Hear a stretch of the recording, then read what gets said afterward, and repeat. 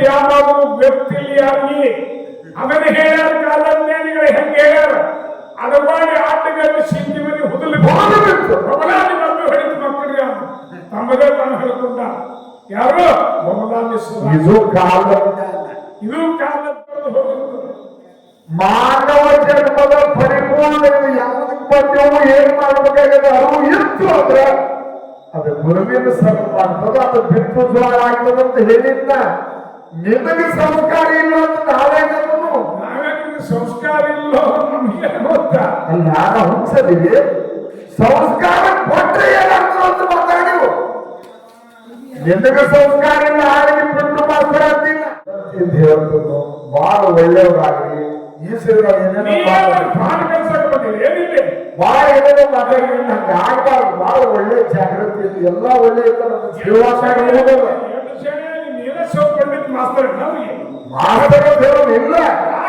ದೊಡ್ಡ ಮಾತ್ರ ಬಹಳ ಸರಿ ಹೋಗಿ ಮಾತಾಡಬಾರ್ದು. ಇನ್ನು ಯಾವಾಗ ಒಂದು ಮಾತಾಡಬಾರ್ದು. ಮಜ್ಜಿ ಅದು ನೀನ್ ಹೇಳಕ್ಕೆ ನಾಲ್ಕು ಹೇಳಿದ್ರಿ.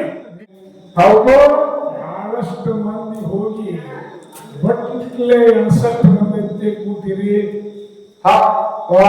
ಸರ್ವಜ್ಞ ಕವಿ ಅಂತವ್ರು ಒಂದು ಮಾತನ್ನ ಹೇಳ್ತಾರೆ. ಏನಂತಾರೆ? ಹಾನಿ ನೀರಾಟದವರು ಮೀನ ಕಂಡನ್ಸುವ ಅಂಜುವುದೇ ಹೀನ ಮನುಜನ ಬಿರುನುಡಿಗಳಿಗೆ ತತ್ವಜ್ಞಾನಿ ಅನ್ಸುವನೇ ಸರ್ವಜ್ಞ. ಹೆಂಗೆ ಹೇಳ್ತಾರೆ ನೋಡಿ ಸರ್ಕಲಾಲ್. ಜ್ಞಾನದ ವಿಷಯ ಇವತ್ತು ಸಂವಾದದ ಅಂತಾರೋ, ಜ್ಞಾನ ಏನಂತಾರೋ ಇವತ್ತು ವಾದದ. ಹಾಗೇನಾದ್ರು ಸ್ವಾದಕ್ಕೆ ವಾದ ಮಾಡ್ತಾನ ಬರೀ. ನಾವು ಮಾತಾಡಿ ಒಂದೇ ಸೂಜಿ ಮುರಿದ 9 ಗುದ್ದಲಿ ಮಾಡಿಸಿದೆನು, ಒಂದೇ ಕೈಯವ ಹಚ್ಚಿ 96 ನಟ್ಟು ಕಳಿಸಿದೆನು. ಬಿಡಿಸ್ಬೇಕು ವಿಷಯ ಇದಲ್ಲದೆ ದೂರ ದೇಶದ ಭಾರಿ ಗೌಡ್ಯರ ತಂದ ಗುಡಿಯೊಂದ ಕಟ್ಟಿಸಿದ್ರು. ಎಲ್ಲ ಸಿಮೆಂಟ್ ಹೌಸ್ ಕಣಿಯಲ್ಲ ಎಲ್ಲದ ಗುಡಿ ಅಂತರಲ್ಲೇ ಎಲ್ಲ ಚಿಂತದ ಅಧ್ಯಾತ್ಮದ ಇದನ್ನು ಬಿಟ್ಟಾಗ ಪ್ರಾಣಿಗಳು. ಯಾಕಂದ್ರೆ ಅಲ್ಲಿ ಮತ್ತೊಂದು ಜನರಾಗಿ ಹೋಗಿ ಹುಲಿಯಾಗಿ ಹಾಲು ಕುಡುದಿಲ್ಲೇನು, ಅದು ಮುಖ್ಯ ಆಗಿಲ್ಲೇನು? ಏನು ಮಾತಾಡ್ತೀವಿ? ಮಾತಾ ವಿಷಯ ಸಂಪೂರ್ಣ ಗೊತ್ತಿದ್ರೆ ಮಾತಾಡಿ. ಮುಖ್ಯ ಮಾಡವಾಗಿಲ್ಲ, ಕಾಕನ ಕೂಡ ಕಾಕನ ಕೂಡ ಮುಖ್ಯ. ಯಾಕೆ ಮಾತಾಡ್ತೀವಿ? ದೊಡ್ಡ ಮಾತಾಡ ಇನ್ನೂ ಬಾಯಿ ಸಂಸ್ಕಾರ ಒಳ್ಳೆಯದಾಗಿಲ್ಲ. ಜ್ಞಾನದ ಪುಸ್ತಕ ಹೇಳಿ ಬಾಯಿನ ಹೇಳುವುದು ಇವತ್ತು ವಾದ ನೋಡಿ. ವಾದಂದ್ರೆ ಜಗಳದಂಗ ಆಗ್ತದೆ. ಜಗಳದಂಗ ಆಗ್ತದ. ಇದು ಹೇಳಬೇಕಾದ ತತ್ವದ. ಇದು ಕಾಲಜ್ಞಾನಿಗಳ ಮಾತು ಹೇಳ್ತಿ. ಬಬಲಾದಿ ಸದಾಶಿವರವರು ಆಲಮಟ್ಟಿ ಡ್ಯಾಮ್ ಆಗುವ ವ್ಯಕ್ತಿಯಾಗಿ ಅದನ್ನು ಹೇಳ್ಯಾರ. ಕಾಲಜ್ಞಾನಿಗಳು ಹೆಂಗೆ ಹೇಳ್ಯಾರ? ಅಡವಾಡಿ ಆಟಗಾರ ಸಿಂಧಿ ಮನೆ ಹುದಲಿ ಹೋಗಬೇಕು ಬಬಲಾದಿ ಮಬ್ಬೆ ಹೊಡಿತು ಮಕ್ಕಳಿಗೆ ತಮ್ಮದೇ ತಾನು ಹೇಳ್ಕೊಂಡ. ಯಾರು? ಬಬಲಾದಿ.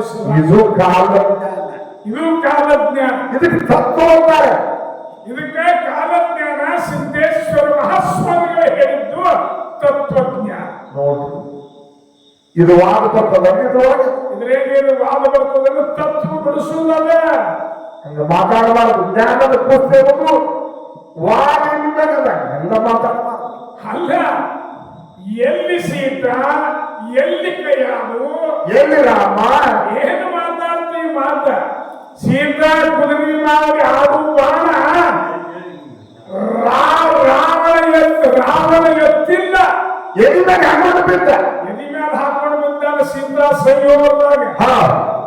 ಆದ್ರೆ ಅಂತ ಸೀತಾ ನೀ ಹೆಂಗ ವೈದ್ಯ ರಾವಣ ಪುರಾಣ ಬಂದಾಗ್ತದೆ. ಮಜ್ಗಿ ರಾಮಾಯಣ ಬೇರೆ, ತುಳಸಿ ರಾಮಾಯಣ ಬೇರೆ, ವೇದವ್ಯಾಸರ ಬರೆದ ರಾಮಾಯಣ ಬೇರೆ, ಯಾವ ರಾಮಾಯಣ? ವಾಲ್ಮೀಕಿ ರಾಮಾಯಣ ಬೇರೆ. ಹೇಳಿದ್ರೆ ನೀವು ಪ್ರಾಣಿಗಳಿಗೆ ಮುಕ್ತಿಯದ ಇನ್ನಿಲ್ಲದ ಬ್ಯಾಡಿ. ರಾಮಾನಂದ ಮಹಾರಾಜರು ನಾಯಿ ಜನ್ಮವನ್ನು ಮುಕ್ತ ಮಾಡಿದರು. ಭಾರತ ನಿಂಬಾಳ ಕುಂಡದಲ್ಲಿ ಹುಲಿ ಜನ್ಮದಿಂದ ಬೀರದೇವರ ಹಾಲು ಕೊಡಲಾದ ಮುಕ್ತಾಗಿಲ್ಲೇನು? ಹೌದಿಲ್ರಿ? ಮಾಯಮ್ಮನ ಹಾಲು ಬಿದ್ದು ಎಂಟಮ್ಮನಿಗೆ ಬೀಳಲಿಲ್ಲ. ಎಂಕವ್ಗೆ ಹಾಲು ಬೀಳಲಿಲ್ಲ, ಮಾಯವ್ಗೆ ಹಾಲು ಬಿದ್ದು ಬೀರಣ್ಣ ಮರಿ ಹಾಲು ಕುಡ್ದ. ಅವಾಗ ಹಾಲು ಯಾಕೆ ಕುಡಿದಿಲ್ಲ ತಮ್ಮ ಅಂದಾಗ, ಈ ಜನ್ಮದಲ್ಲಿ ಹಾಲು ಕುಡಿದಿಲ್ಲ ತಾಯಿ, ವಾರ್ತಿನಿಂದ ಕುಟದಲ್ಲಿ ಹುಲಿಯಾಗಿ ಹುಟ್ಟಿವ ಅಲ್ಲಿ ನನ್ನ ಶಿಷ್ಯ ಆಳಿಂಗರಾಯ ಹುಲಿ ಹಾಲು ತರ್ಲಿಕ್ಕೆ ಹೋಗ್ತಾನೆ. ಪ್ರತ್ಯಕ್ಷ ಪರೀಕ್ಷೆ ಮಾಹಿತಿ ನೋಡು ತಮ್ಮ. ಇಲ್ಲಿ ಬೇಡ ಅದೇನ್ ಮಾಡ್ತೀವಿ ತಗೊಂಡ ಇನ್ನೇನು ಹೊತ್ತು ಮಾಲಿಕರಾಗ ಪರೀಕ್ಷೆ ಅದ, ಶಿಷ್ಯದ ಸುಟ್ಟಾನೋ ಏನು ಸ್ವಲ್ಪ ಹಸಿದದಾನೋ ತಿಳ್ಕೊಳ್ಳಿಕ್ಕೆ ಬೀರದೇವ್ರು ಹೇಳ್ಯಾರ ವಿಷಯ ಗೊತ್ತಿದ್ರೆ ಮಾತಾಡಿ. ಗೊತ್ತಿರ್ಲಿಕ್ಕೆ ಯಾಕೆ ಒಟ್ಟು ಮಾತಾಡ್ತೀವಿ ಬಳೆ ಶಾನೆ ಅನ್ಸ್ಕೊಳ್ಳಿಕ್ಕೆ. ವಾರ್ತೆಗೆ ಹುಲಿಯಾಗಿ ಹುಟ್ಟಿದ ಕರೆಯೋದು, ಹುಲಿಗೆ ಮುಕ್ತಿ ಆಗಿದ್ದನು. ಹುಲಿಗೆ ಈ ಜನ್ಮದಾಗ ಮುಕ್ತಿ ಇಲ್ಲ, ಸುಳುಕಿದ ಜೀವರಾಶಿಯಲ್ಲಿ ಮುಕ್ತಿ ಇಲ್ಲ, ಮಾನವಾಗಿ ಹುಟ್ಟಿ ಬಂದ್ರೆ ಮುಕ್ತಿ ಅದು. ಅದೇ ಮೊದಲಿಗೆ ಒಳಗೊಳಗೆ ಹೋಗುತ್ತಿದ್ದ ಪೂರ್ವದೊಳಗೆ ಕಳುವಿ ನಾರಾಯಣ ಗೌಡ ಭಕ್ತಿ ಬುದ್ಧಿ ಒಳಗೆ ವಿಷವನ್ನು ಧರಿಸಿದ್ದ. ಸೂರಪ್ಪ ದೇವಿ ಆ ವಿಷವನ್ನು ತಿನ್ನಿಲ್ಲ, ಮಗನ ಮಾತನ್ನ ಕೇಳಿ ಗಬ್ಬದ ಬೆಕ್ಕಿಗೆ ಒಯ್ದು ಹಾಕಿದ್ರು. ಗಬ್ಬದ ಬೆಕ್ಕಿಗೆ ಮೋಕ್ಷ ಆಗ್ಯದನ್ರಿ. ಯಾವ ಪ್ರಾಣಿಗೆ ಮಾನವನ್ ಬಿಟ್ಟರೆ ಮೋಕ್ಷ ಆಗುದಿಲ್ಲ. ಮೋಕ್ಷ ಅಂದ್ರೇನು ಮುಕ್ತಿ, ಮುಕ್ತಿ ಅಂದ್ರೇನು ಹುಟ್ಟ ಸಾವುಗಳನ್ನಿಲ್ಲ ಮಾಡೋದು. ಜಗದ್ಗುರು ಸಿದ್ಧಾರೂಢರಿಗೆ ಹುಲಿ ತಿನ್ನಬಹುದು ನಮಸ್ಕಾರ ಮಾಡ್ತಿತ್ತು. ಹುಲಿ ಜನರು ಮುಕ್ತಿ ಆಗ್ಯದನ್ರಿ. ಆಗಲಿಲ್ಲ, ಅಂತ ಹೇಳಿದ್ರು ಅವರು. ಈ ಜನ್ಮದಲ್ಲಿ ಮುಕ್ತಿ ಇಲ್ಲ, ಮುಂದಿನ ಜನ್ಮದಲ್ಲಿ ನನ್ನ ಶಿಷ್ಯ ಗುರುನಾಥಾರೂಢಾಗಿ ಹುಟ್ಟಿ ಬಾ, ಅವಾಗ ಮುಕ್ತಿ ಅಲ್ಲ. ನಿನಗೆ ಮುಕ್ತಿ ಆಗ್ತದಂದ್ರೆ ಸಿದ್ಧಾರೂಢ, ಜಗದ್ಗುರು ಸಿದ್ಧಾರೂಢ ಮಾತಾಡಿದ್ರೆ ವೇದಾಂತ ಇರಬೇಕು, ಸಿದ್ಧಾಂತಕ್ಕೂ ಇರಬೇಕು, ಅದು ಖರೆ ಆಗ್ಬೇಕು. ವಾದ ಅಂತ ಮಾತಾಡಬಾರ್ದು. ಬರೇ ಹಗದಾನ ಸ್ವಾಳ ಅಂತ 20 ಸರಿ ಮಾತಾಡ್ತೀವಿ. ನಾ ಒಂದೇ ಮಾತಿನಲ್ಲಿ ಜ್ವಾಳ ಅಂದ್ರೇನು? ಹಗೇದಾನ ಜ್ವಾಳ ತಂದು ಬಿತ್ತಿದ್ರೆ ನಾಟುವುದಿಲ್ಲ, ನುಸಿ ಹತ್ತಿದ ಜ್ವಾಳನು ನಾಟುವುದಿಲ್ಲ. ಇದು ಆಕಾರದೊಳಗಿನ ಮಾಡೋದು, ಆಚರಣೆಯೊಳಗೆ ಬಂದಿಲ್ಲ. ವ್ಯವಹಾರದೊಳಗೆ ಹಗೇದಾನ ಜ್ವಾಳನು ಬಿತ್ತಲಿಕ್ಕೆ ಬರ್ತಿಲ್ಲ, ನುಸಿ ಹತ್ತಿದ ಜ್ವಾಳನು ಅದರ ಮೂಗು ಕರೆದು ಹೋಗುತ್ತದೆ. ಮಾನವ ಜನ್ಮದ ಪರಿಪೂರ್ಣ ಯಾವುದಕ್ಕೆ ಬಂದೆವು, ಏನ್ ಮಾಡ್ಬೇಕಾಗಿದೆ ಅರಿವು ಇತ್ತು ಅಂದ್ರೆ ಅದು ಗುರುವಿನ ಸರ್ವ ಆಗ್ತದ, ಅದು ಬಿತ್ತು ಜ್ವಾಳ ಆಗ್ತದಂತ ಹೇಳಿದ್ನ. ನಿಮಗೆ ಸಂಸ್ಕಾರ ಇಲ್ಲ ಅಂತ ನಾವೇ ನಾವೇನಿಗೆ ಸಂಸ್ಕಾರ ಇಲ್ಲ ನಮಗೆ ಗೊತ್ತಾ? ಅಲ್ಲ, ನಾವು ಹುಟ್ಟಿಸದಿವಿ, ಸಂಸ್ಕಾರ ಕೊಟ್ಟರೆ ಏನಾಗ್ತದೆ ಅಂತ ಮಾತಾಡಿವು. ನಿಮಗೆ ಸಂಸ್ಕಾರ ಇಲ್ಲ, ಹಾಗೆ ಬಿಟ್ಟು ಮಾಸ್ತರ ಅಂತಿಲ್ಲ. ಮತ್ತೆ ಹೇಳ್ತಾರ ಕೈಯಾದು ಅಲ್ಲಿ ವಿಷಾಕೋಶ, ಅಲ್ಲೇ ಮತ್ತೇನು ಹೇಳ್ತಾನ, ತಾಯಿ ಋಣ ಅಲ್ಲಿ ಸೇತುವೆ ಕಟ್ಟಿ ಸೀತಾನ ತರ್ಲಿಕ್ಕೆ ಹೋದ್ರು. ಹನುಮಂತ ದೇವರ ರಾಮನನ್ನು ಒಯ್ದು ತಾಯಿ ಮುಂದೆ ನಿಂದಿರಿಸಿದ. ಇದು 11ನೇ ಅವತಾರದಲ್ಲಿ ಅದ ತಾಯಿ ಋಣ ತೀರಿಸಿದ ಅಂತ ಹೇಳ್ಯಾರ. ಅಲ್ಲ, ರಾಮದೇವರು ಯಾರಿಗೆ? ರಾಮನಿಗೆ ಸೀತಾನ ಯಜಮಾನ. 10 ಅವತಾರದಲ್ಲಿ ಬರುವಂತ, ಎಷ್ಟೊಂದು ಅವತಾರದಲ್ಲಿ ಬರುವಂತ 10 ಅವತಾರದಲ್ಲಿ ಒಂದು ಅವತಾರ ರಾಮ ಅವತಾರ. ಯಾವ್ದು? ರಾಮ ಅವತಾರ, ಪರಶುರಾಮ ಅವತಾರ. ಪರಶುರಾಮ ಅವತಾರದಲ್ಲಿ ತಂದೆಯ ಮಾತನ್ನ ಕೇಳಿ ಎಲ್ಲಮ್ಮ ತಾಯಿ ನನ್ನ ಮರ್ದನ ಮಾಡಿದ್ದ ರುಂಡವನ್ನು ಹೊಡೆದ.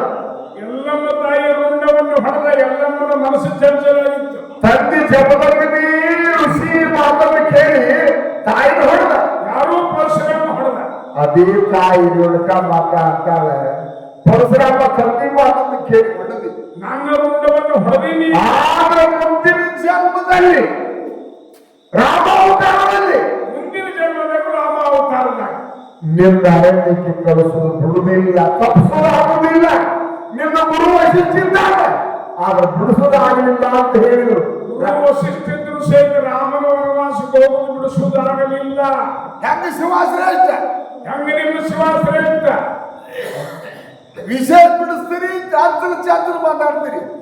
ಅಲ್ಲ, ವಿಷಯ ಬಿಡಿಸಬೇಕಾದ್ರೆ ಅಲ್ಲಿ ಸ್ವತಃ ಶಕ್ತಿಗೆ ತೊಡಗಿರಬೇಕು, ಶಕ್ತಿಗೆ ಮುಳುಗಿರಬೇಕು, ಶಿವನ ಪಾತ್ರ ಹೆಚ್ಚಾಗಿರ್ಬೇಕು. ಹಿಂಗೆ ಬಿಡಿಸ್ಬೇಕು. ರಾಮಾವತಾರದಲ್ಲಿ ರಾಮ ವನವಾಸಕ್ಕೆ ತಪ್ಪಲಿಲ್ಲ, ತಾಯಿನ ಹೊರದಕ್ಕಾಗಿ. ಅಲ್ಲಿ ಎಲ್ಲಾ ಸಂಕಲ್ಪವಾಗಿ ನಾಳೆಗೆ ರಾಮನ ದೇವಿ ಹೇಳಿದ್ದು ಭರತಗೆ ಪಟ್ಟಾಭಿಷೇಕ, ಹೌದು ರಾಮನ ಪಟ್ಟಾಭಿಷೇಕ ಇಲ್ಲಂದ್ರು.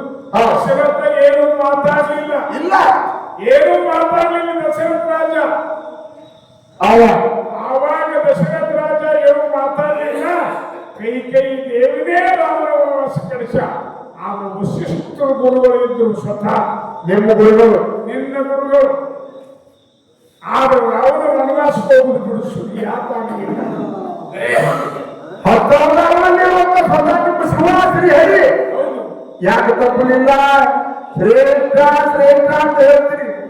ಹೆಂಗ ಸರಿ ಅಂತ ನಿಮ್ಮ ರಾಮ ಅವತಾರ ಕಾಂಬಿಕಾ ವನದಲ್ಲಿ 16,000 ಗಿಡಗಳವ. 16,000 ಗಿಡಗಳು ಕಾಂಬಿಕಾ ವನದಲ್ಲಿ ಇದ್ದು. ರಾಮ ಹೋಗಿ ಗಿಡಕ್ಕೆ ತ್ಯಾಗಿ ಬಿಡ್ತೀನಿ ಏನಂತ ಸೀತಾ ಸೀತಾ ಅಂತ ಬಿಡ್ತಿದ್ದ. ಸೀತಾ ಸೀತಾ ಅಂತ ಗಿಡಕ್ಕೆ ತ್ಯಾಗಿ ಬರುತ್ತಿದ್ದ ರಾಮ ಸ್ವತಃ ಅವತಾರಿ ಪುರುಷ. ನಿಮ್ಮ ಶಿವ ಇಷ್ಟು ವಿಷ್ಣು ಮತ್ತು ನಮ್ಮ ತಾಯಿ ಶ್ರೇಷ್ಠ, ಏನು ನಿಮ್ಮ ಶ್ವಾಸ ಇತ್ತು. ಗಿಡಕ್ಕೆ ಹಾದವರು ಶ್ರೇಷ್ಠ, ಸುಮ್ಮನೆ ನಿಂತವರು ಶ್ರೇಷ್ಠ. ನೀವೇ ಹೇಳಿ. ಇದಕ್ಕೊಂದು ವ್ಯವಹಾರಿಕವಾಗಿ ಉದಾಹರಣೆ ಕೊಡುವುದಲ್ಲ. ಇದ್ರ ಹಿಂದೆ ಲೆಕ್ಕ 16,000 ಗಿಡಗಳ ಕಾಪಿಕೋಣದಲ್ಲಿ ಯಾಕಾಯ್ತು?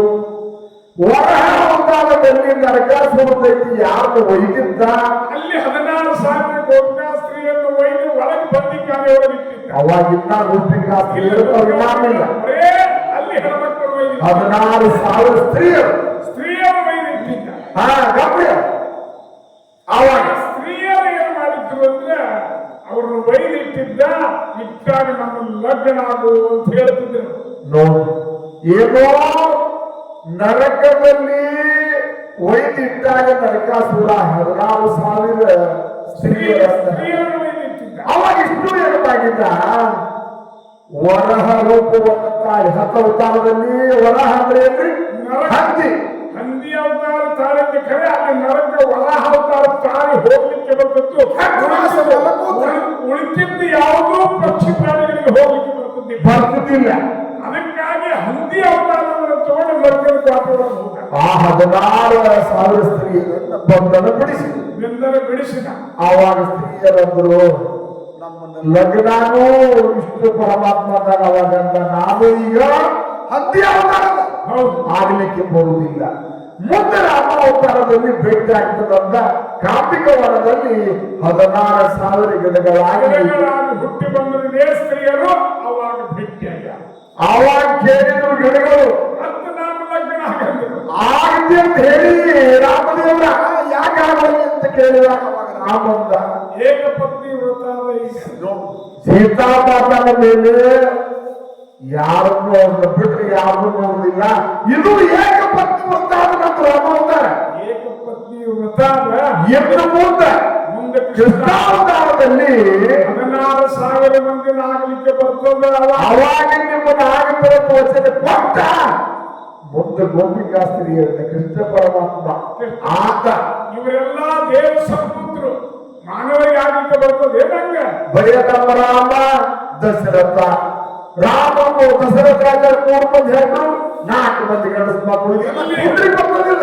16,000 ಗಿಡಗಳಾಗಿ ಹುಟ್ಟಿ ಬಂದು ನಮ್ಮ ಲಗ್ನಾಗಿ ಅವತಾರದಾಗಂದ್ರು ಏಕಪತ್ನಿ ವ್ರತಾದ ನನಗಾಗಲಿಕ್ಕೆ ಬರುವುದಿಲ್ಲ. ಮುಂದೆ ಕೃಷ್ಣಾವತಾರದಾಗ 16,000 ಮಂದಿನ ಲಗ್ನಾಗ ಯಾರೋ ಕೃಷ್ಣ ಪರಮಾತ್ಮ. ವಿಷಯ ಪರಮಾತ್ಮ ಹಿಡ್ಕೊಂಡಿಲ್ಲ. ಸ್ವಚ್ಛಗೊಳಿಸಬೇಕು. ವಿಷಯ ನಿಮ್ಮ ಬರೇ ನಾವು ಏನೋ ಅನ್ನೋರಲ್ಲ, ವಾಕನ್ನವರಲ್ಲ. ಸಂಸ್ಕಾರ ಇದ್ರೆ ಮಾತಾಡೋದು. ಎದಕ್ಕೆ ಸಂಸ್ಕಾರ ಅದಕ್ಕಿಲ್ಲ ಅಂತ ಮಾತಾಡಿದಾಗ ನೀವೇನಂತೀರಿ? ನಮಗೆ ಸಂಸ್ಕಾರ ಇಲ್ಲ ಅಂತೀರಿ. ಏನು ಮಾತಾಡಬಾರದು. ಇನ್ನೊಂದು ಮಾತು ಹೇಳುತ್ತದೆ. ಇದೇ ಭೂಲೋಕದಾಗ ಹೆಂಗ ನೆಲ್ಲೂರು ನಿಂಬೆಕ್ಕ ಶಿವನನ್ನ ಸೋಲಿಸಿದರಲ್ಲ, ಹಂಗ ಅತ್ರಿ ಋಷಿ ಅನಸೂಯಾದೇವಿ ಒಬ್ಬಕ್ಕೆ ಪ್ರತಿವತ್ತ ಮಹಾಪತಿವತ್ತ ಶಿರೋಮಣಿ. ಅತ್ರಿ ಋಷಿ ಅನಸೂಯಾದೇವಿ ಭೂಲೋಕದಾಗ ಹುಟ್ಟಿದಕ್ಕೆ. ಇನ್ನೊಂದು ಹೇಳಿದ್ರು ಅವರು, ನನಗೆ ಏನ್ ಹೇಳಿದ್ರು? ಆತೃ ವಿಷಯ ತಿಳಿಸಬೇಕು ಶ್ರೀಶೈಲಣ್ಣವ್ರ ಪರಮಾತ್ಮನ ಕೆಳಗೆ ಕಡಿ ಪಾದವನ್ನು ಇಟ್ಟಕ್ಕೆ ನಿಮ್ಮ ಪಾರ್ವತಿ ಅಂತೀರಿ. ಯಾವ ಅವತಾರ ಪರಮಾತ್ಮನ ಯಾಕೆ ಕೆಳಗೆ ಕಡಿದ್ರು? ಇದನ್ನ ವಿಷಯ ಬಿಡಿಸ್ರಿ ಅಂತ ನೋಡ್ರಿ ಏನ್ ದೊಡ್ಡ ವಿಷಯ. ಹಂಗಂದ್ರೆ ಇರ್ಬೇಕಾಗ್ಬಿಟ್ಟು ಅವ್ರಿಗೆ ಇರ್ಬೇಕ ದೊಡ್ಡದು ಅದ್ಯಾಗ ವಿಚಾರ ಮಾಡ್ತಿ. ಅಂತ ರೈತನ ವರ್ತನೆ ಆಗಿದ್ದಿಲ್ಲ. ಪರಮಾತ್ಮ ಸೋಂಕುತ್ತಿದ್ದ ಹೇಳಿದ್ರು ಪಾರ್ವತಿ ಕಾಳಿ ಅವತಾರದಲ್ಲಿ ಭಗವಾಗ ನನ್ನ ಗಂಡ ನೀನೇ ಎದುರಿಗೆ ಬಂದು ಬಿಡಿಸಿದ್ರು ಸಹಿತ ನಾ ದುಡ್ಡಿ ನನ್ನ ಸಿಟ್ಟಾಗ ಸಮಾಧಾನ ಮುಖಾಂತರ ನಿನಗೂ ಆಗುವುದಿಲ್ಲ ಬ್ಯಾಂಕ್ ಹೋಗ್ತ ಅಂತ ಹೇಳಿದ್ರು ಸಹಿತ ಕೇಳಲಿಲ್ಲ. ನಿಮ್ಮ ಹೇಗೆ ಶಿವ ಕೈಯಿಂದ ಆಗಲಿಲ್ಲ. ಅವಾಗ ನೀವೇ ಕರ್ನಿಗ ಒಂದು ಹೇಳಿದ್ರು ಅವತಾರ ಕೊಟ್ಟರು. ರೈತರ ಮರ್ದನ ಮಾಡುವಾಗ ಪರಮಾತ್ಮ ಎದುರಿಗೆ ಬಂದ ರೈತರ ಮರ್ದನ ಆಯ್ತು. ಸಿಟ್ಟಿರಿದ್ರಿಗೆ ಹೋದ ಒದ್ದ ಬಿಟ್ಟು ಕೇಳಿದ್ರು. ಅಲ್ಲ ದೈತ್ಯನು ಹಡದು ಶಿವನನ್ನು ಕೆಳಗೆ ಹೋಗುದು ಮೊದಲೇ ಹೇಳಿದ್ರು. ಕಾಳಿ ಅವತಾರದಲ್ಲಿ ಎದುರಿಗೆ ಬಂದದ್ದು ಎಲ್ಲ ದೇವರಿಗೆ ಹೋದ್ರು ಮೊದಲೇ ಹೇಳಿದ್ರು ಪರಮಾತ್ಮ. ಕಾಳಿಯ ಅವತಾರದಾಗ ನನ್ನ ಎದುರಿಗೆ ಬಂದ್ರೆ ಕಾಳಿಕಾನ ಅವತಾರ ಅದು. ಆ ಅವತಾರದಾಗ ನನ್ನ ಎದುರಿಗೆ ಬಂದ್ರೆ ಅಂದ್ರೆ ಏನೂ ಉಳಿದಿಲ್ಲ. ಏನೂ ಉಳಿದಿಲ್ಲ ಅಂತ ಶಿವ ಹೇಳಿದ್ದ. ಶಿವ ಇದರಿಗೆ ಬಂದ. ಆಗ ಶಿವನನ್ನು ಕೆಡಿದ್ರು. ಶಿವನನ್ನು ಕೆಳಗೆ ಹೋಗದಾಳ. ಪಾದವನ್ನು ಮ್ಯಾಲಿಟ್ಟಾಳ. ತ್ರಿಶೂಲವನ್ನು ತೋರ್ಸ. ಅವಾಗ ನೀವೇನಂತೀರಿ? ಎಲ್ಲಾ ರೈತರನ್ನ ನಿಮ್ಮ ತಾಯಿಗೆ ಹೊಡೆದಿಲ್ಲ ಎಲ್ಲಾ ರೈತರು ನಮ್ಮ ದೇವಿನ ಹೊಡೆದಾಳ ಅಂತೀವಿ. ಅಲ್ಲ ರೈತರ ಬಹಳ ಮಂದಿ ಹೊಡೆದಲ್ಲ ದೇವಿಗೆ. ಪರಮಾತ್ಮ ಹೊಡೆದಿಲ್ಲ ನಮ್ಮ ದೇವಿನ ಹೊಡೆದಾಳ ಅಂತೀವಿ. ಹಂಗಂಬುದಿಲ್ಲ. ಅಲ್ಲ ಸುಮ್ಮನೆ ಸುಮ್ಮನೆ ರೈತರು ಹೊಡೆದಾಳ. ಅಲ್ಲ ಯಾವ ದುರ್ಗಾಸುರ ರೈತರು ಹೊಡೆದಾಳ. ಮತ್ತೆ ಇವರೆಲ್ಲ ರೈತರು ಭೂಮಿ ಮೇಲೆ ಹೆಜ್ಜೆ ಇಟ್ಟಿಲ್ಲ.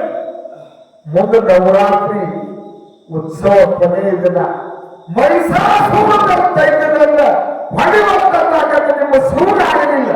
ನಮ್ಮ ದೇವಿ ಹೊಡೆದಲಿಲ್ಲ. ಮೈಸಾಸುರ ರೈತರನ್ನ ಮರ್ಧನ ಮಾಡ್ಯಾರ. ಮುಂದೆ ದೀಪಾವಳಿ ಬರ್ತದ್ರಿ. ಅವಾಗ ಮುಂದೆ ಇರದ ನರಕ ಚತುರ್ದಶಿ ಬರ್ತದೆ. ವಿಜಯದಶಮಿ ಅದ. ಪಾಂಡವರು ತಮ್ಮ ಶಸ್ತ್ರಾಸ್ತ್ರಗಳನ್ನ ಬನ್ನಿಗಳ ಹೊರದಲ್ಲಿ ಇಟ್ಟು ಹೋಗಿದ್ರು. ವಿಜಯದಶಮಿ ದಿನ ಅವರಿಗೆ ವಿಜಯ ಸಿಕ್ಕದ. ಅದಕ್ಕಾಗಿ ಅವತ್ತು ವಿಜಯದಶಮಿ ಆಗ್ಯದ. ಎಲ್ಲರಿಗೂ ವಿಜಯ ಸಿಕ್ಕದ. ಶಕ್ತಿಗೆ ವಿಜಯ ಸಿಕ್ಕದ. ಪಾಂಡವರಿಗೆ ವಿಜಯ ಸಿಕ್ಕದ. ಅವಾಗ ನರಕಾಸುರ ದೈತ್ಯನ ದೀಪಾವಳಿ ಕೃಷ್ಣ ಪರಮಾತ್ಮ ಹೊಡೆದ. ನರಕಾಸುರ ದೈತ್ಯನ ಕೃಷ್ಣ ಪರಮಾತ್ಮ ಹೊಡೆದ. ಸುಭದ್ರ ಆದಿತ್ಯವನ್ನು ಯಾವಾಗ ಬಂದರು ಎಲ್ಲರೂ ನಾವು ನರಕ ಚತುರ್ದಶಿ ಅಂತ ಮಾಡ್ತೀವಿ. ನರಕ ಚತುರ್ದಶಿ ದಿನ ಆರತಿ ಮಾಡಿಸ್ಬೋದು. ಎದರ ಕಾರಣಕ್ಕಂದ್ರೆ ನರಕಾಸುರ ದೈತ್ಯನ ಹೊಡೆದು ಬಂದಾನ ಕೃಷ್ಣ ಪರಮಾತ್ಮ. ವಿಷಯ ಯಾರು? ಅಲ್ಲಿ ಅವಾಗ ಝಳಕ ಮಾಡಿಲ್ಲ ಕೃಷ್ಣ ಪರಮಾತ್ಮ. ಸ್ವತಃ ಹಂಗೆ ಬಂದ. ನಾವೆಲ್ಲ ಬ್ರಾಹ್ಮಣ ವಂಶದಾಗ ಹುಟ್ಟಿದವರು ಮುಂಜಾನೆ ಸಿಗ್ಲಿ ಆರತಿ ಮಾಡಿಸ್ಬೋದು. ಟೈಮ್ ಯಾವ್ದಂದ್ರೆ ಸಿಕ್ಕಿರುವುದಾಗಿ ಆರತಿ ಮಾಡಿಸ್ಬೋದು. ಟೈಮ್ ಆಗುತ್ತಲ್ಲ ಅದನ್ನ ಪಂಚಾಂಗದಾಗ ಹಾಕಿರ್ತಾರೆ. ಆರತಿ ಟೈಮ್ ಸೂರ್ಯ ಉದಯ ಮುಂಚಿತವಾಗಿ ಸೂರ್ಯ ಉದಯಕ್ಕಿಂತ ಮೊದಲ ಸ್ನಾನ ಮಾಡಲಾರ್ದೆ ಆರತಿ ಎದಕ್ಕೆ ಮಾಡಿಸ್ಬೋದು? ಕೃಷ್ಣ ಪರಮಾತ್ಮ ನರಕಾಸುರ ದೈತ್ಯನ ಹೊಡೆದು ಬಂದ. ಸುಭದ್ರ ಆರತಿ ಮಾಡ್ಯಾಳ. ನಾವು ನೀವು ಹಾಗಾಗಿ 9 ಕೌಜದಿಂದ ಕಾಲು ಜಗ್ಗ ತೆಗೆದು 10ಕ್ಕೆ ಜಳಕ ಮಾಡಿ ಅಗ್ನಿ ಶಾರದಿ ಹೋಗ್ಬೇಕು ನೋಡ್ರಿ. ಇದೇ ಆರತಿ ಮಾಡಿ ಪಂಚಾಂಗದಾಗ ಮುಹೂರ್ತ ಹಾಕಿರ್ತಾರ. ಯಾಕೆ ಒಬ್ಬೊಕ್ಕ ಹಿಂದೆ ವಿಷಯ ಇದ್ರು? ಅಲ್ಲ ಪಂಚಾಂಗದಾಗ ಮುಹೂರ್ತ ಹಾಕಿರ್ತಾರ. ಯಾವ ಆರತಿ ಮಾಡಿಸ್ಕೋದಿಲ್ಲ. ಆದ್ರೆ ಯಾರು ಪಂಚಾಂಗವನ್ನು ನೋಡ್ತಾರಲ್ಲ, ಶುದ್ಧ ಪಂಚಾಂಗವನ್ನು ನೋಡ್ತಾರಲ್ಲ, ಅವರು ಮಾತ್ರ ಸ್ನಾನ ಮಾಡದಂತೆ ಆರತಿ ಮಾಡಿಸ್ಕೊಳ್ಳೋದು ನಿಯಮದ ವಿಷಯ. ನರಕಾಸುರ ದೈತ್ಯನ ಫಲ ಯಾವುದು? ಕೃಷ್ಣ ಪರಮಾತ್ಮ. ನಾವು ಎಲ್ಲಾರು ದೇವ ಹೊಡೆದ ಅಂತ ಎಲ್ಲ ಮುಖ ಮಾತುಗಳು ಸಿಗುವುದಿಲ್ಲ. ಅಲ್ಲ ಶುಂಭ ದೈತ್ಯನೇನು ಹೊಡೆದಲ್ಲ, ನಮ್ಮ ದೇವಿನೇ ಹೊಡೆದ. ಒಟ್ಟಿನ ಮ್ಯಾಗ ನಿಮ್ಮ ಪರಮಾತ್ಮದ ನಿಮ್ಮ ಸ್ವಂತ ಆಗಲಾರ್ದಂತ ಕೆಲಸ ನಮ್ಮ ದೇವಿ ಮಾಡ. ಇಷ್ಟೇ ಸವಾಲ ಏನ್ ಬೇಕಾದ್ರೆ ಮಾತಾಡೋದಿಲ್ಲ. ನೀವು ಒಟ್ಟರು ಮಾತಾಡಿ ಅದು ಇರುವುದಿಲ್ಲ. ವಿಷಯ ಮಾತಾಡಬಾರ್ದು. ಸಂಸ್ಕಾರ ನಿಮ್ಮಗಿಲ್ಲ ಅಂತಂದಿಲ್ಲ ಅಂತ ತಿಳ್ಕೋಬಾರ್ದು. ಸಂಸ್ಕಾರ ಕೊಟ್ರ ಅನ್ನಕ್ಕೆ ಬೆಲೆ ಬರ್ತದೆ. ಊಟ ಬೇರೆ, ಕೂಳು ಬೇರೆ, ಪ್ರಸಾದ ಬೇರೆ. ನೀವೇನಂತೀರಿ? ನಮಗ ಸಂಸ್ಕಾರ ಹೇಳಿ ನಾವು ಎಲ್ಲ ನಿಮಗೆ ತಿಳಿದ್ರೆ ಅದ್ರ ವಿಷಯ ಬಿಡಿಸ್ರಿ.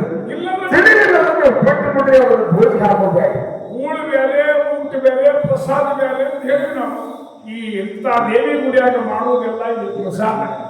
ಮನೆಯೊಳಗೆ ಮಾಡುವುದು ಊಟ. ಏನೂ ಸಂಸ್ಕಾರ ಇದೆ. ಕಾಲವಾಗಿ ತಗೊಳ್ಳೋ ಝಳಕಾನ ಮಾಡಂಗಿಲ್ಲ.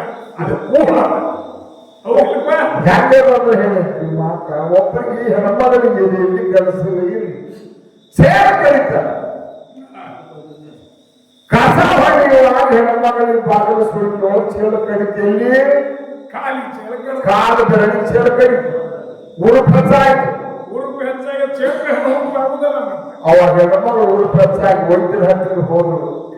ಅವಾಗಂತ ಎಲ್ಲಿ ಕರೆದರು ಆತಕ್ಕೆ ಚೇಳ ಹೌದು ಅಲ್ಲಿ ವೈದ್ಯ ಹಚ್ಚು ಅಂತೇಳಿ ಔಷಧ ಕೊಟ್ಟ ಚೇಳಿನ ಉಡುಪಿಗಾಗಿ. ಅವಾಗ ಹೆಣ್ಮಗಳು ಬಂದ ಬಾಗಿಲು ಪೋಳಿಗೆ ಔಷಧ ಹಚ್ಚೋದಕ್ಕೆ ಚೇಳು ಹಿಡಿತದ್ರಿ. ಎಲ್ಲಿ ಕಳೆದ ಅಲ್ಲಿ ಹೆಚ್ಚಿದ್ರೆ ಚೇಳ ಹಿಡಿತದ, ಎಲ್ಲಿ ಕಳೆದ ಬಾಗಿಲು ತೋಳಿ ಹೆಚ್ಚಿನ ಹಿಡಿತದೆ. ಏನು ಹಂಗಾಗ್ತದ ವಿಷಯ. ಇವತ್ತು ತ್ಯಾಗದ ಪುಸ್ತಕವು ಮುಂಜಾನೆ ನಾವು ಕಾಲು ಹಿಡಿತು, ಇವತ್ತು ರಾತ್ರಿ ಪುಸ್ತಕ ಇನ್ನದು ವಾದ ಇನ್ನೊಂದು ವಾದವುದು ಮತ್ತೆ ಮಾಡದೊಡ್ಡವರಿದ್ದಾರ ನಾವು ಇವತ್ತು ಹಿಂಗೆ ಕೇಳೋದು ಮತ್ತೆ ಹಿಂಗೆ ಮೊತ್ತ ಮೇಲೆ ಕೈ ಅಂದ್ರೆ ಮತ್ತೆ ಮಕ್ಕಳ ಕೈ ಹಾಕೋದು. ಬೆಕ್ಕಿನ ಯಾಕೆ ಮಾಡ್ತೀನಿ ಮಾತ ಬೆಕ್ಕಿನ ಕೆಲಸ ಬರೀ ಇಲ್ಲಿಂದ ಬರ್ತಾವ. ಅದಕ್ಕೆ ಸರ್ವಜ್ಞ ಕವಿ ಹೇಳಿದ ಎಲ್ಲ ಬಲ್ಲವರಿಲ್ಲ ಬಲ್ಲವರು ಬಾಳಿಲ್ಲ. ಬಲ್ಲವರಿದ್ದು ಬಲ ಇಲ್ಲ, ಹಾ. ಅವರಿಗೆ ಸಾಹಿತ್ಯ ಮಾಡುವ ಶಕ್ತಿ ಇಲ್ಲ. ಇಲ್ಲ ಅಕ್ಬರ್ ಬಾಷಾನ ಕೈ ದರ್ಬಾರ್ದಾಗ ಬೀರ್ಬಲ್ ಪ್ರಧಾನ ಕೆಲಸ ಮಾಡ್ತಿದ್ದೆ. ನಿಮ್ಮ ಒಂದು ವಿನಂತಿ ಅಂತ ಹೇಳ್ತದ್ದು ಬಹಳ ಒಳ್ಳೆಯವರಾಗ್ರಿ. ಈ ಸರಿ ನಾವು ಏನೇನೋ ಪ್ರಧಾನ ಕೆಲಸ ಬಂದಿಲ್ಲ ಏನಿಲ್ಲ ಬಹಳ ಏನೇನೋ ಮಾತಾಡಿದ್ರೆ ಹಂಗೆ ಆಗ್ಬಾರ್ದು. ಬಹಳ ಒಳ್ಳೆ ಜಾಗೃತಿ ಇದೆ, ಎಲ್ಲ ಒಳ್ಳೆ ಸೇವಾ ನೀನೇ ಸೋಪ್ ಪಂಡಿತ್ ಮಾಸ್ತರ್ ನಮಗೆ ಮಾತಾಡೋದು ಇಲ್ಲ. ಯಾಕೆ ಹೇಳ್ತಿ ದೊಡ್ಡ ಮಾತ ಮಾಸರಿ ಹೋಗಿ ಮಾತಾಡಬಾರ್ದು. ಇನ್ನು ಯಾವಾಗ ಒಂದು ಮಾತಾಡಬಾರ್ದು. ಮಜ್ಜಿ ಅದು ನೀ ಏನ್ ಹೇಳಕ್ ಅದಕ್ಕೆ ನಾಲ್ಕು ನಾವು ಹೇಳಿದ್ರಿ ನೀ ಏನು ಮಾಡ್ತಿಲ್ಲ ಉಂಟು ಹೋಗುದು, ನಾ ಏನ್ ಮಾಡ್ಬೇಕು ಹೋಗುದು. ನೀ ಯಾಕೆ ಹೇಳ್ತಲ್ಲ ಅವ್ರಿಗೆ ಬುದ್ಧಿ ಎಲ್ಲ ಮಾತಾಡಬಾರ್ದು. ನೀ ಯಾಕೆ ಹೇಳು ಯಾವ ಇರ್ಲಿ ಮತ್ತೆ ಅಕ್ಬರ್ ಸಾಕ್ಷಿ ಕೇಳೋರವ್ರೆ ಹಂಗ ಮಾತಾಡ್ಬಾರ್ದು. ಹೀಗೆ ನೀ ಯಾವ ಹೇಳೋರಿಗೆ ಹಂಗೆ ಮಾಡ್ತೀಯ. ಅಕ್ಬರ್ ಬಾಷಾ ಕೈಯಾಗ ಬೀರ್ಬಲ್ ಪ್ರಧಾನ ಕೆಲಸ ಮಾಡ್ತಿದ್ದ. ಹಾ. ಅಕ್ಬರ್ ಬಾಷಾ ಬೀರ್ಬಲ್ ಪ್ರಧಾನ ಕೆಲಸ ಎಲ್ಲದಕ್ಕೆ ಅಕ್ಬರ್ ಬಾಷಾ ಬೀರ್ಬಲ್ ಕತಿ ಕೇಳಿ ಹಾ ಬೀರ್ಬಲ್ಗ ಒಂದಿನ ತಡಾ ಮಾಡಿ ಹೋದ ಅಕ್ಬರ್ ಬಾಷಾ ಬನಿ ರಾಜ್ಯ ವೈಭವಕ್ಕೆ ಬಿರುಬಲ್ಲ ತಡ ಮಾಡಿ ಹೋದ. ರಾಜ್ಯಸಭಾ ಹೋದ್ಮೇಲೆ ಯಾಕೆ ಬೀರ್ಬಲ್ಲ ನಿನಗೆ ಮಂತ್ರಿ ಪದವಿ ಕೊಟ್ಟಿದ್ರೆ ಬಹಳ ಚತುರ ಅಂತ ಹೇಳಿ ಬಿರುಬಲ್ಲ ಚತುರತೆ ಪಟ್ಟಿದ್ದ. ಮತ್ತೆ ಯಾಕೆ ತಡ ಮಾಡಿದ್ವಿ ಅಂತ ಬೀರ್ಬಲ್ಗೆ ಅಕ್ಬರ್ ಹೇಳಿದಾಗ ನಮಸ್ಕಾರ ಮಾಡಿ ಮಹಾರಾಜರೇ ನನ್ನ ಮನ್ಯಾಗ ಒಂದು ನಾನು ಹೇಳ್ತೀನಿ ಕೆಲಸ ಏನು ಕೆಲಸ ಇತ್ತು, ಆ ಕೆಲಸ ಮಾಡ್ಲಿಕ್ಕೆ ಹೋಗಿರೋ ಅದಕ್ಕೆ ತಡ ಬೀರ್ಬಲ್ ನೀನು ಹೆಂಡತಿ ಮಾತು ಕೇಳ್ತಿ ಅಂತ ಅಕ್ಬರ್ ರಾಜ ಕೇಳಿದ. ಅಕ್ಬರ್ ಅಂದ ನೋಡ್ರಿ ಮಹಾರಾಜರ ನಿಮ್ಮ ಮಾಡೋ ರಾಜವಾಡದಾಗ ಲಕ್ಷ ಲಕ್ಷ ಪ್ರಜೆಗಳಿದ್ದಾರೆ, ಅವರೆಲ್ಲರೂ ಹೆಂಡತಿ ಮಾತು ಕೇಳೋರು ಇದ್ದಾರೆ. ಅಂದಾಗ ಬಂದ ಇದರ ಪರೀಕ್ಷೆ ಮಾಡೋದಿಲ್ಲ ಅಕ್ಬರ. ನೋಡ್ ರಾಜ ಹಿಂಗೆ ಪರೀಕ್ಷೆ ಮಾಡಬೇಕಾದ್ರೆ ಮಹಾರಾಜರು ಬಹಳ ಖರ್ಚದ ಅಂತ ಬೀರ್ಬಲ್ ಅಂತ ಏನ್ ಖರ್ಚದ ಬೀರ್ಬಲ್ ಅವಾಗ 100 ಕತ್ತಿ ಕೊಡ್ರಿ 100 ಕುದುರೆ ಕೊಡ್ರಿ. ನೋಡ್ ಖರ್ಚ 100 ಕತ್ತಿ ಕೊಡ್ರಿ 100 ಕುದುರೆ ಕೊಡ್ರಿ ಅಂದಾಗ ತಗೊಂಡು ಎಲ್ಲಿ ಹೋಗವಂತ ಬಾಜಾರ್ದಾಗ ಹೋಗ್ತಾನಂತ. ಅಂದ 100 ಕತ್ತಿನ ತಗೊಂಡ 100 ಕುದುರೆನು ಆಳುಗಳು ತಗೊಂಡು ಬಂದ್ರು. ಬೀರ್ಬಲ್ ಹೋಗಿ ಎಲ್ಲಾತರ ಮಧ್ಯದಲ್ಲಿ ನಿಂತ ಒಬ್ಬ ನಮ್ಮಂತ ಪ್ರಪಂಚಕ್ಕ ಬೀರ್ಬಲ್ ನಿಂತಲ್ಲಿ ಹೋಗಿ ಬೀರ್ಬಲ್ ಕೇಳಿದ ಅಂದ್ರೆ ನೀವು ರಾಜವಾಡಳಿತ ಎಂದು ಬರೋರ ಅಂತ ಬಹಳ ದೊಡ್ಡ ಪ್ರಧಾನಿಗಳು ಯಾಕೆ ಬಂದಿರಲ್ಲ ಇವತ್ತು ಏನು ಕೆಲಸ ಬಂದಿರಲ್ಲ ನೀ ಯಾಕೆ ಬಂದಿರಲ್ಲ ಬೀರ್ಬಲ್ ಅಂತ ನಾನು ಹೇಳ್ತೀನಿ ಒಂದು ಚಪ್ಪಲ್ ಹಂಗತ್ತು ಅದನ್ನ ಮಾಡಿಸ್ಕೊಂಡು ಬಂದು ಅದಕ್ಕೆ ಬಂದಿಲ್ಲ. ನೀವು ಗಂಡಸರು ಅವನು ಒಂದ ಅಂದಾಗ ಮತ್ತೆ ತಗೋ ಕತ್ತಿ ಹೆಂಗ್ 97 ಕತ್ತಿಗಳೆಲ್ಲ ಎಲ್ಲರೂ ಬರೋರು ನಾನು ಹೇಳ್ಕೊಂಡು ಕೆಲಸ ಹೇಳಿದ್ದೆ. 97 ಕತ್ತು ಇನ್ನು 3 ಕತ್ತು ಹೋಗುದು. ಆವಾಗ 98 ಬಂದವ ಬೀರ್ಬಲ್ ಮಂತ್ರಿಯವರ ನಿಮಗೆ ನಮಸ್ಕಾರ ಬರ್ರಿ ಯಾಕೆ ನೀ ಕೇಳಿ ದೂರ ಬಂದ ರಾಜವಾಡಿ ಕೆಲಸಕ್ಕೆ ಬಂದಿರಪ್ಪ ಅಂದಾಗ ನೀ ಯಾಕೆ ಬಂದಿದ್ದೀಯ ಬರ್ತಿ ಮತ್ತೆ ನೀನು ಹೇಳ್ತೀವಿ ಅನ್ಸುತ್ತೆ ಅಂತ ಕೇಳಿದ. ನಾನು ನನ್ನ ಹೆಂಡತಿ ನನ್ನ ಮನೆಯಾಗ ಗದ ಗದ ಗದ ನಡೀತಾ ನಾನು ನೋಡಿದ್ರು ನೋಡಿದ್ರೆ ನಡೀತಾಳ ನಾ ಹೆಂಡತಿ ಮಾತು ಕೇಳವಲ್ಲ ಕೇಳೋದಿಲ್ಲ ತುಗ 100 ಕುದುರೆ ಒಂದು ಹಣ್ಣು ಮಾಡಿ ಕುದುರೆ ತುಗ ಕುದುರೆ ಕುದುರೆ ಮೇಲೆ ಕುಂತು ಲಗಾಲ ಹಾಕೋಣ ಮನೆಗೆ ಹೌದಾ ಹೇಳ್ತಿ ಮನೆ ಮುಂದೆ ಕುಂದು ಹೆಂಗೆ ಕಾಣಿಸ್ತೀನಿ ಹಿಂದಿನ ರಾಜ್ಕುಮಾರ ಮತ್ತೆ ಈಗ ರಾಜ್ಕುಮಾರ ಅಲ್ಲ ಈಗ ಮಾಡಿ ಹೋದವರಲ್ಲ ಅಂದ್ರೆ ಹಿಂದ ಅವ್ರ ಹಿಂದಿನ ರಾಜ್ಗೆ 700 ಬಂದಿದ್ರು ಭಾರತದಾಗ ಅವಾಗ ಕೇಳಿಸ್ತಿಲ್ಲ ರಾಜ್ಕುಮಾರ್ ಅಂತ ಕಾಣಿಸ್ತಿರ್ಲಿಲ್ಲ ಅಂತ ಕುದುರೆ ಮೇಲೆ ಕೂತಿದ್ದ ಹೆಂಡತಿನ ಕೇಳಿದ ರಾಜ್ಕುಮಾರ್ನಂಗೆ ಕಾಣಿಸ್ತೀವಿ ಖರೆ ರಾಜನ ಬಿಳಿ ಕುದುರೆ ಅವಾಗ ನಿಮ್ಗೆ ಹಂಡಬಾಂಡ್ ಐತಂತ ಕುದುರೆ ಬದಲಾಗಿಲ್ಲ ಅಂದ್ರೆ ಹೆಣ್ಮಾಡು ಹಂಡಬಾಂಡ್ ಐತಂದ್ರು ಹೆಂಗತಿ ಅಂತ ತರ್ಲಾಕ್ ಬಾಯಿ ಬಿಟ್ರಿ ಕುದುರೆ ಅಲ್ರಿ ಮತ್ತ ಯಾಕೆ ಬಂದ್ರಿ ನೀವು ಮತ್ತೆ ನೀವು ಹೆಂಡತಿಗೆ ಅನ್ಸತ್ತವ್ರು ಬಾಯಿ ಯಾಕೆ ಬಂದ್ರಿ ಅಂತ ಬೀರ್ಬಲಕ್ಕೆ ಅವಾಗ ಏನಿಲ್ಲ ನನ್ನ ಹೇಳ್ತಿ ಕೇಳಿದ್ದು ಹಿಂದಿನ ರಾಜ ಮಹಾರಾಜರು ಬಿಳಿ ಕುದುರೆ ಇದ್ದು ನಿಮ್ಗೆ ಹಂಡಬಂಡದ ಅದಕ್ಕೆ ಕುದುರೆ ಬದಲು ಮಾಡ್ಕೊಳಕ್ ಬಂದು ಹೇಳ್ತಿ ಮಾತು ಕೇಳಿ ಬಾಜರಕ್ಕೆ ಬಂದು ಅಂತ ಬಿಳಿ ಕುದುರೆ ತುಗಾಕತ್ತಿ ಬಿಳಿ ಕುದುರೆ ಹಿಡ್ಕೊಂಡು ಕೇಳಂಗ ಆಗ್ತದ ಹೆಂಗೆ 98 ಕತ್ತಿಗಳಲ್ಲ ವಾದು ಎರಡ ಕತ್ತಿಗಳು ಅವಾಗ ರಾಜ ಒಂದ್ರದ ಒಂದು ಕತ್ತಿ ನಿಮಗ ಒಂದು ಕತ್ತಿ ನಮಗೆ ಹಂಗ ಎಲ್ಲರೂ ಆ ಶಕ್ತಿ ಕೈಯಾಗ ಮಡಿಬೇಕಾಗ್ಯದ ಹಂಗಾಗ್ತದ ವಿಷಯ ಶಕ್ತಿ ಸ್ವರೂಪನೇ ಎಲ್ಲ ಈ ಜಗತ್ತದ ಶಕ್ತಿ ಇಲ್ಲದ ಸ್ವರೂಪ ಇಲ್ಲದ ನಿಮ್ ನಿರ್ಗುಣ ಏನು ಕೆಲಸ ಮಾಡುವುದಿಲ್ಲ ಕಲ್ಯಾಣದಲ್ಲಿ ಅಲ್ಲಮ್ಮ ಪ್ರಭುದೇವರು ಹೇಳಿದ್ರು ನೋಡಪ್ಪ ಪರಮಾತ್ಮ ಕೊಟ್ಟಾನಕ್ಕೆ ಭೂಮಿ ಇದು ನಿಂದಲ್ಲ ಭೂಮಿ ನಿನ್ನದಲ್ಲ ಒಂದೇ ಅಲ್ಲ ನೋಡಿ ಎಲ್ಲಕ್ಕೂ ಹೆಂಗ್ ಹೆಸರವ ಎಲ್ಲಕ್ಕೂ ಭೂಮಿಗೆ ನದಿಗಳಿಗೆ ನಮ್ಮ ಶಕ್ತಿ ಹೆಸರೇ ಇಟ್ಟ ನಮ್ಮ ದೇವಿ ಹೆಸರೇ ಇಟ್ಟ ಆದ್ರೆ ನಿಮ್ಮ ಹೆಸರು